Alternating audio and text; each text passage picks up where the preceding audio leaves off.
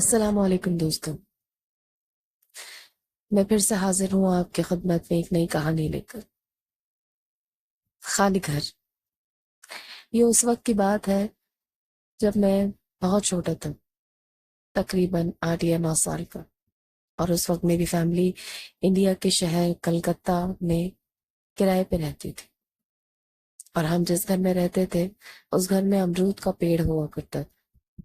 اور چونکہ ہمارے والد محترم کافی سخت مزاج کے تھے، اس لیے ہم اکثر ان سے چھپ کے امرود توڑتے تھے، کیونکہ اگر انہیں اس بات کا علم ہو جاتا تو پھر ہماری پٹائی پکی تھی۔ چونکہ امرود کا پیڑ چھت سے قریب ہوتا تھا تو میں اکثر رات میں امرود توڑتا تھا۔ ایک بار کی بات ہے، لائٹ چلی گئی تو میں نے سوچا کہ اچھا موقع ہے، امرود پر ہاتھ صاف کیا جائے۔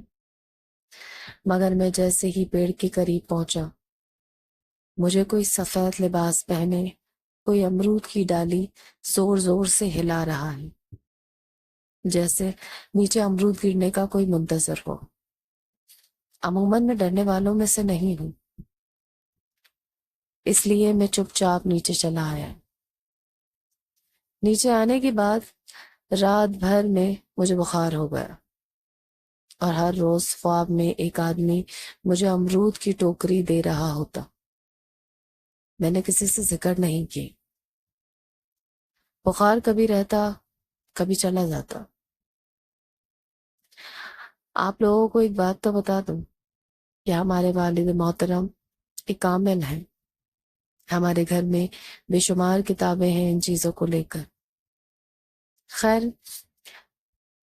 میں نے خواب کا ذکر اپنی والدہ محترمہ سے کیا۔